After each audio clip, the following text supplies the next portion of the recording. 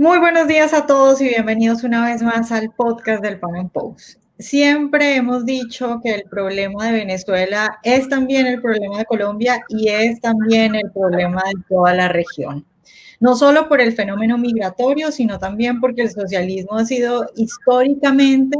un fenómeno y una cuestión internacional, y desde Venezuela se escampan los bandidos de toda la región, escampan los bandidos de Colombia para desde Venezuela planear cómo tomarse toda la región. Hoy vamos a hablar un poco de todo esto, de lo que está sucediendo en Venezuela, de lo que sucede con los bandidos, con los narcoguerrilleros de las FARC, el ELN, que son guerrillas colombianas pero que están en Venezuela,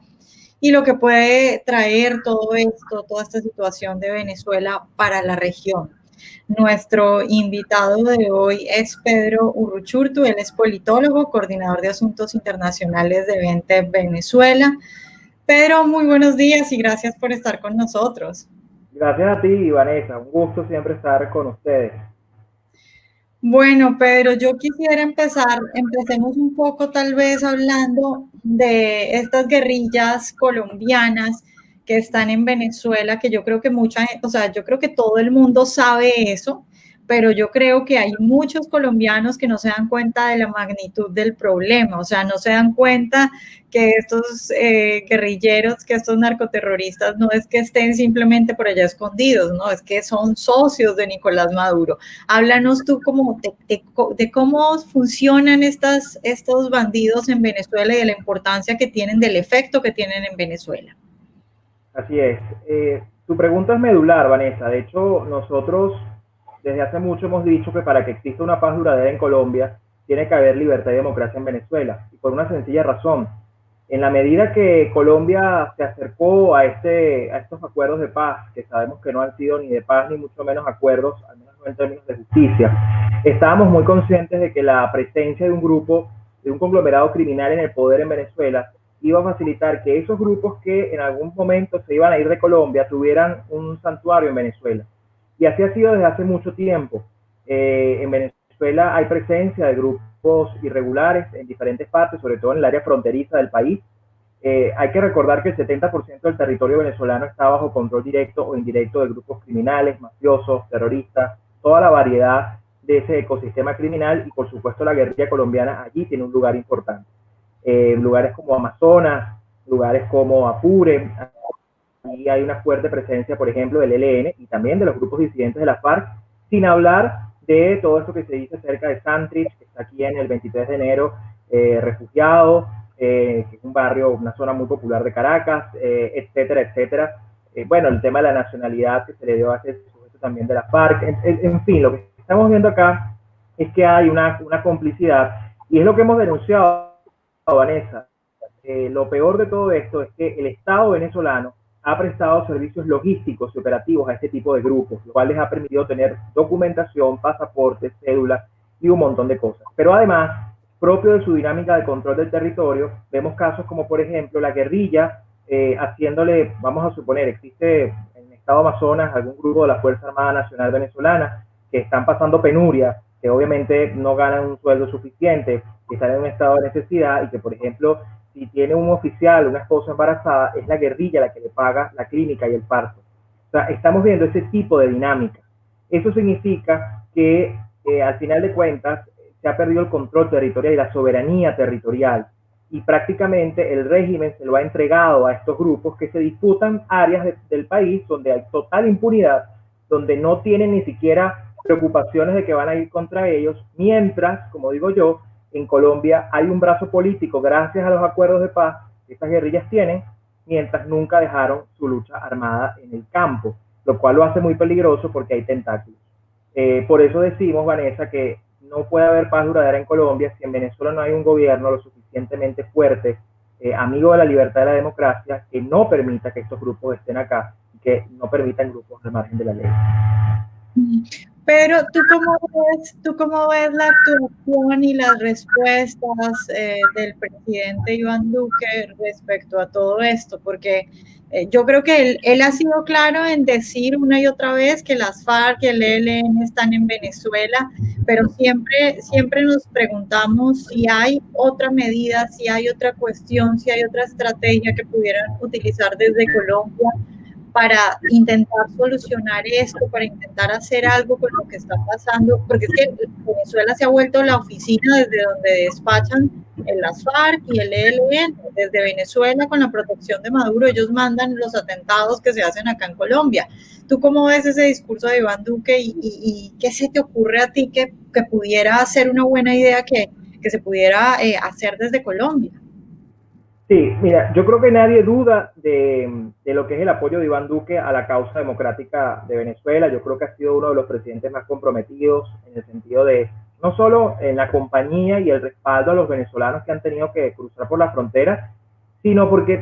hay que estar conscientes, tampoco es que tiene mucha opción. Es decir, cerrar la frontera entre Venezuela y Colombia es prácticamente imposible. Son más de 2.000 kilómetros de frontera, que es una frontera además viva, porosa, donde hay millones de personas que han salido por allí de Venezuela, donde la cantidad de trochas que hay o pasos ilegales son muchísimos. Entonces, creo yo que el gobierno de Colombia ha comprendido que la crisis, el conflicto venezolano no se puede contener dentro de las fronteras venezolanas y no hay manera de hacerlo. Iván Duque está consciente de lo que significa el drama migratorio que los venezolanos han encontrado allí, bueno, porque es el punto más cercano de salida y en el que se han dispuesto luego a ir a otros lugares o quedarse en Colombia. Pero ciertamente, yo creo que, y nosotros lo dijimos mucho en su momento, Vanessa, el no actuar a tiempo y el no comprender la dinámica criminal del régimen, no iba a hacer que Colombia estuviera en riesgo en los próximos 4 años, sino mucho antes. Y lo hemos estado viendo en los últimos 2 años, los 2 años del gobierno de Duque, ha sido un gobierno profundamente golpeado por desestabilizaciones, por protestas, por operaciones desde Venezuela y por supuesto por un drama migratorio que debería hacer entender a un gobierno como el colombiano que no basta con darle protección a los venezolanos, lo cual se agradece y pedimos que lo siga haciendo, pero que hasta que no se resuelva el problema en Venezuela, eso va a seguir ocurriendo. Y la región va a seguir siendo víctima de una política de Estado por parte del régimen venezolano que ha hecho que los migrantes tengan que huir del país. Yo creo que allí ha faltado, si hay una comprensión del problema y hay un compromiso, creo que ha faltado más acción y más contundencia, porque hay suficientes pruebas, Vanessa, que indican que no solo hay presencia del ELN y de las FARC en Venezuela, sino que, como bien tú decías, están operando abierta y flagrantemente contra el gobierno colombiano. Hemos visto en los últimos días de lo que han sido capaces de hacer junto a la infiltración institucional y todo lo que han venido haciendo, y en Colombia está muy en riesgo, y Colombia está en serios aprietos para el año 2022, hay que decirlo, y el no actuar a tiempo tiene consecuencias impredecibles, Vanessa. Yo creo que el gobierno de Colombia está comprometido, yo creo que el gobierno de Colombia entiende lo que está en juego, pero creo que le hace falta más contundencia a la hora de actuar, porque no basta con denunciar a Venezuela como una dictadura, es mucho más que eso, Vanessa. Bueno, vamos, digamos, un poco más al detalle, Pedro, porque a mí esto me lo han preguntado muchas veces. Esto que yo te acabo de preguntar a ti me lo han preguntado muchas veces y en mi respuesta, que por supuesto va por tu línea, yo siempre digo lo que tú acabas de decir, pero además agrego algo, y es que a mí yo no quiero juzgar al presidente Duque porque yo entiendo que es una situación difícil por muchas cosas, pero por una cosa en particular que a mí me preocupa mucho, y es si yo me pongo en los zapatos del presidente Iván Duque hoy y se me ocurre que, claro, que puedo, por ejemplo, pedir a Estados Unidos ayuda en tanto que considero a la tiranía venezolana una amenaza para la seguridad en Colombia, que efectivamente lo es y todos lo sabemos, y en tanto que Estados Unidos es mi amigo, ayúdenme porque Venezuela es una amenaza para la seguridad. Pero ¿cómo queda un Iván Duque que salga a decir esto, que salga a hablar abiertamente de que se necesita una intervención o que se necesita ayuda militar o como lo queramos llamar en el amplio rango que eso pueda significar? Cuando hay gente del lado de Guaidó, del lado del presidente interino, diciendo no a ninguna ayuda extranjera. Entonces, a mí a veces me queda muy difícil pensar que alguien desde afuera pueda pedir ese tipo de cosas y pueda ser más fuerte como nosotros lo queremos, cuando desde adentro de Venezuela y alrededor del presidente Guaidó hay gente rechazando esto. ¿Tú qué piensas respecto a eso? Yo estoy totalmente de acuerdo, Vanessa. Y una de las cosas que lamentablemente, un error en el que ha incurrido el gobierno interino encabezado por Juan Guaidó, tiene que ver con quizás, no voy a decir desconfiar, pero sí desestimar lo que ha significado la ayuda de sus aliados. Para nosotros ha sido indispensable el apoyo de Colombia y de Brasil, porque son nuestros países vecinos y además son los que principalmente tienen allí el peso de cualquier actividad o cualquier operación que permita una liberación del país. Y lamentablemente, como bien tú dices, el gobierno interino ha enviado mensajes contradictorios, porque por un lado dice que enfrentamos un régimen criminal, un conglomerado criminal, pero por el otro pretende derrotarlo por vía de o las urnas electorales o por vía de los falsos diálogos, cosa que es incompatible. Yo insisto mucho en esto porque yo entiendo que el chip que uno tiene cuando hace política y asume la democracia como un modo dentro de la convivencia política es, bueno, vamos a usar los mecanismos políticos para derrotar a esto, pero si partimos del hecho de que son criminales y no políticos, lamentablemente las herramientas políticas no funcionan. Yo creo que eso en gran parte, Vanessa, ha inhibido que haya una mayor acción por parte de gobiernos aliados. Yo estoy seguro, como te digo, que el presidente Duque está consciente de lo que pasa en Venezuela y yo creo que además está consciente de que necesitaría no solo la ayuda de Estados Unidos, sino de otros aliados. Y ahí nosotros hemos sido muy enfáticos, Vanessa, nosotros hemos propuesto lo que hemos llamado una operación de paz y estabilización, que básicamente lo que promueve es una coalición, es decir, es una coalición de países, porque entendemos que esto no es un asunto de un solo país, entendemos que Estados Unidos es clave, pero entendemos que hay otros. Ahí tenemos un ejemplo de la misma operación antinarcóticos que tiene lugar en este momento en el Caribe con más de 22 países y con Estados Unidos a la cabeza, es una manera también de generar presión. Pero todo esto tiene que ver con la generación de una amenaza creíble, Vanessa, porque si partimos del hecho que estamos enfrentando criminales y no políticos, tú requieres entonces algún tipo de amenaza de fuerza, amenaza creíble, que sea además directa, que sea contundente, para que tú obligues a los criminales a negociar en los términos de rendición. Lo que aquí ha pasado es que lamentablemente la estrategia del interinato le ha permitido al régimen supuestamente negociar, pero ha sido falsos diálogos en función de su permanencia, no de su rendición. Y ahí está el error estratégico y el error digamos, de percepción sobre cómo combatir este problema. Yo creo que lamentablemente se ha desperdiciado mucho tiempo, Vanessa. El interinato va rumbo a 2 años.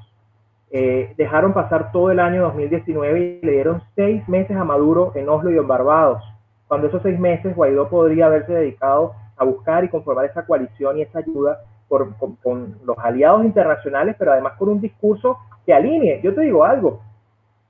yo estoy seguro que a lo mejor si Duque y otros presidentes dudan, tú tienes a un liderazgo capaz de persuadir, de explicar por qué, al estilo Churchill, como lo hizo tantas veces, y tú explicas que no hay otra opción, que es la más costosa, es la más dolorosa, pero que no hay otra opción, y tú, al final, el rol de liderazgo es ese, persuadir, convencer y mostrar el por qué tú tienes la razón, probablemente ya se hubiera dado algún tipo de acción, que insisto, no tiene que ver con una invasión, Vanessa, y no tiene que ver tampoco con una intervención como algunos quieren ver en los términos convencionales, porque yo creo que eso ha sido una forma también de banalizar mucho este término. Yo debo decir, Venezuela ya es un país intervenido e invadido. Sí, nosotros tenemos todos los grupos criminales, nosotros tenemos todo lo que está presente en Venezuela, ya es un país invadido por China, Rusia, Irán, todo lo demás. Venezuela tiene que ser liberado y el discurso es completamente distinto cuando tú lo manejas desde el punto de vista de una construcción, de una amenaza, de una operación que te genere, lo primero, Vanessa, recuperar el territorio, la soberanía territorial. Después de ahí, luego podemos ir avanzando en cómo va a ser la transición, pero tú no has estado a la altura en esa parte del asunto. Incluso, Vanessa, nosotros tenemos información de que justo cuando Guaidó decide ir a Oslo y a Barbados en estos diálogos nefastos del año pasado, el gobierno de Colombia y otros gobiernos se enteraron fundamentalmente por la prensa, Vanessa. Eso es inaceptable, porque son los primeros que te reconocieron. Tú tienes que avisarles, tú no puedes madrugarles en una estrategia que además va contra la propia existencia del interinato. Entonces yo creo que ahí ha faltado, sin lugar a dudas, una alineación. Yo creo que nuestros aliados están conscientes, pero como dices tú, nuestros aliados no van a ir más allá de lo que el propio liderazgo interno demuestre que es capaz de hacer y demuestre que es necesario hacer. Y eso le ha faltado a Juan Guaidó. Pedro, hablemos, te quiero preguntar un poco por las elecciones acá en Estados Unidos, porque pues para mí no existe en la historia un presidente como Trump que sea capaz de hacer las cosas que se le ocurren a Trump y que haya demostrado tanto apoyo a Juan Guaidó, tanto apoyo a Venezuela. Es decir, esas imágenes, por ejemplo, de Juan Guaidó en el Congreso y todo el Congreso aplaudiéndolo, pues son impactantes. ¿Qué significaría que ganara Biden para Venezuela? Bueno, yo creo que sería probablemente de lo peor, de las peores noticias que podría recibir Venezuela si Biden gana. Tú bien acabas de dar un ejemplo, esa aclamación que recibió Juan Guaidó en el Congreso y esa gira por los Estados Unidos, como símbolo político es muy poderoso, pero el problema de los símbolos políticos es que si tú no los traduces en poder real, se diluyen. Y hoy eso no es más que una linda foto histórica, no hay más nada. Y peor todavía, estamos viendo cómo mucha gente cercana al gobierno interino está prácticamente a favor de Biden y está prácticamente haciéndole campaña a Biden y está hasta siendo promotora de venezolanos con Biden. Lo que debo decir que además es un tremendo ejercicio de ingratitud, porque Estados Unidos fue el primer país en reconocerte como presidente interino y además no solo fue el primer país, el primer aliado, sino que fue el que encabezó la operación que permitió que 60 países hoy reconozcan al gobierno interino.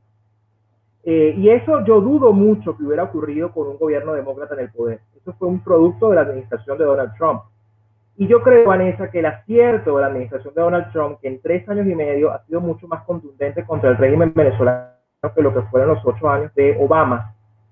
tiene que ver concretamente con la caracterización del régimen.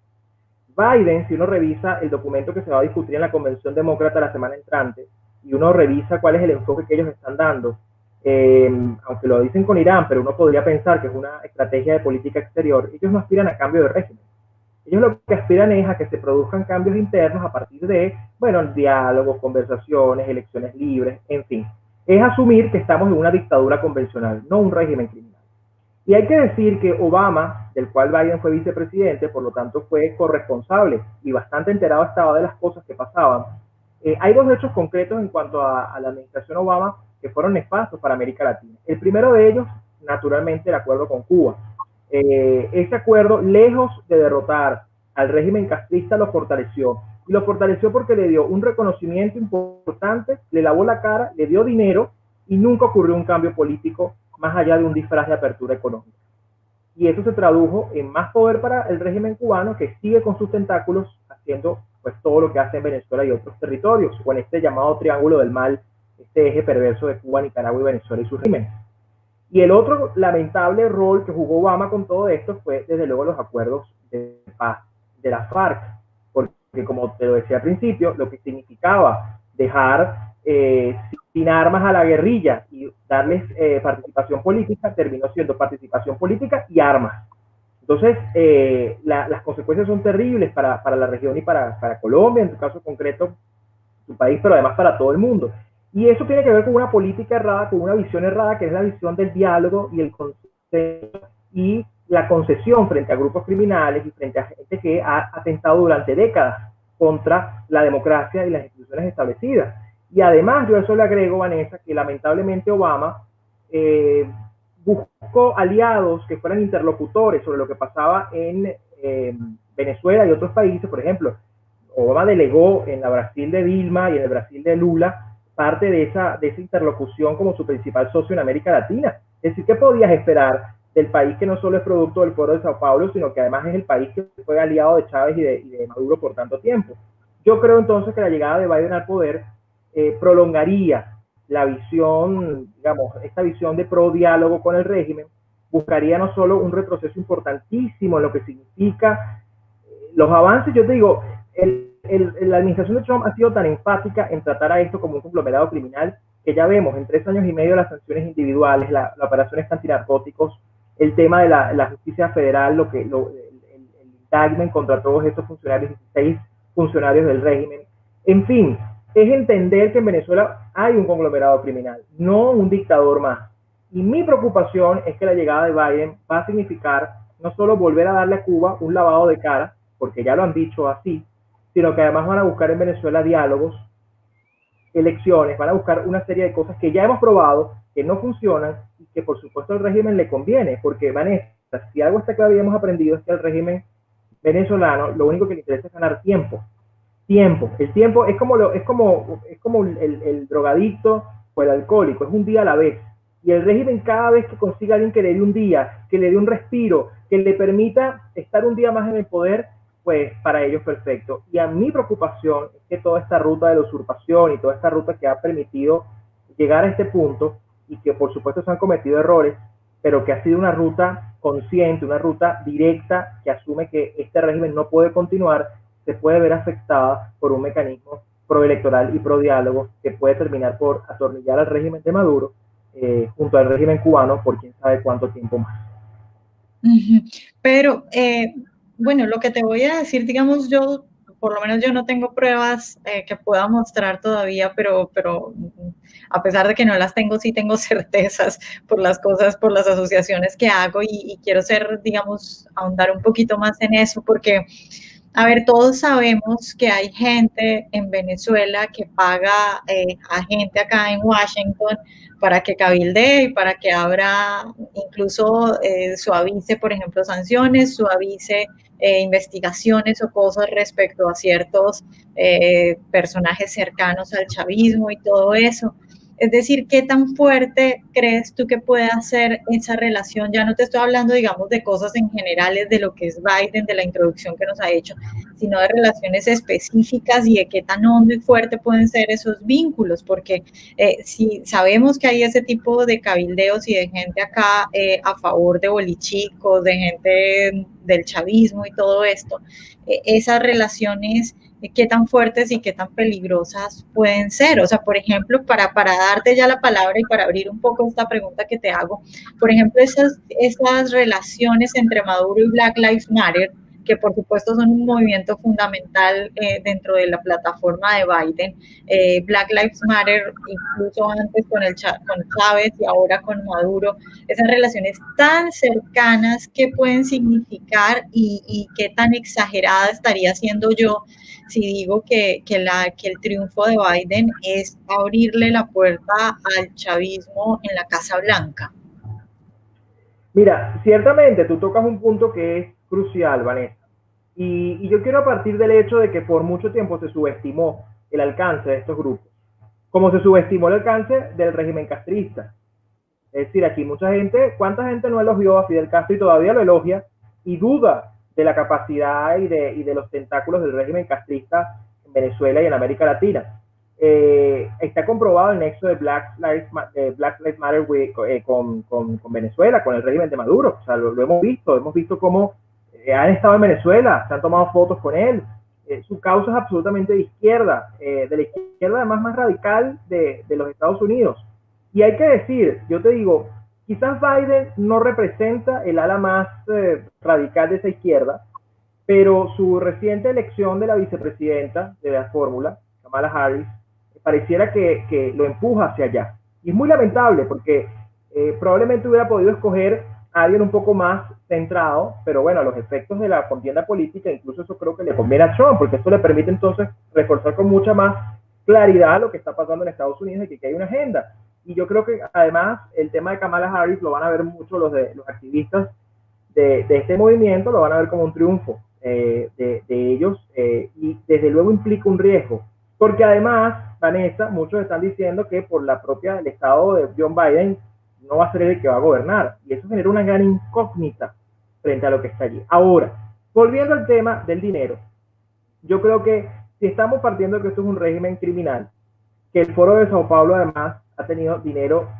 cantidades inimaginables gracias a su alianza, porque lo han tenido también por la llegada de Chávez al poder y de haber tenido 14 gobiernos en simultáneo en América Latina en su mejor momento, o sea, 14 bancos centrales, 14 chequeras, 14, imagínate todo lo que significa eso, pero también por su alianza con el crimen internacional, pues si partimos del hecho de que son mafias también las que están involucradas, las mafias tienen tentáculos en todas partes. Las mafias tocan empresarios, las mafias tocan medios de comunicación, las mafias tocan partidos políticos y por supuesto llegan a niveles tan importantes. Bueno, el caso de los bolichicos con Giuliani, por ejemplo, imagínate tú, llegaron casi que al punto de abogado personal de Donald Trump. Entonces ahí tú te das cuenta de que ciertamente el dinero tiene unos tentáculos, dinero sucio por cierto, unos tentáculos terriblemente peligrosos para los países Y ciertamente, una izquierdización de la política estadounidense siempre va a buscar favorecer al régimen. Y así sea bajo una política de sigo reconociendo a Guaidó, pero quiero diálogo con Maduro. Eso puede ser muy perverso, Vanessa, porque aquí hay una agenda que yo creo que además Estados Unidos enfrenta un dilema muy grande, porque si algo han demostrado todas estas protestas y todo esto que ha ocurrido últimamente, más allá de su falsa espontaneidad en la mayoría de los casos, es que hay una intención por socavar bases institucionales e ir contra un bastión de la libertad como lo es Estados Unidos. Y eso además a mí me hace reafirmar entonces que frente a un escenario como este, y con todo y que uno puede tener diferencias de tipo quizás en estilo, en la manera como Trump en algunas cosas puede hacer las cosas, yo creo que sin lugar a dudas esta administración debe ser reelecta, y debe ser reelecta porque representa precisamente el sostenimiento de un sistema de valores que ha hecho los Estados Unidos el país que es y que está en riesgo. Y como te digo, no es Sanders el que está en la contienda y no es Alexandra Ocasio-Cortez, pero eso no quiere decir que no lo puedan ser pronto. Y yo, mi gran temor es que una Kamala Harris allí y que un Biden sometido a esa agenda ultra izquierdosa del Partido Demócrata pueda terminar por dar a hacer y hacer concesiones que pueden ser muy peligrosas y que van a contar con el apoyo y financiamiento de movimientos que a su vez han sido financiados por el régimen cubano, el régimen venezolano, y eso es profundamente preocupante para quienes luchamos por la libertad, Vanessa. Bueno, Pedro, pues muchas gracias por estar hoy con nosotros. No, gracias a ti, yo he encantado esta conversación, se me hizo cortico el tiempo.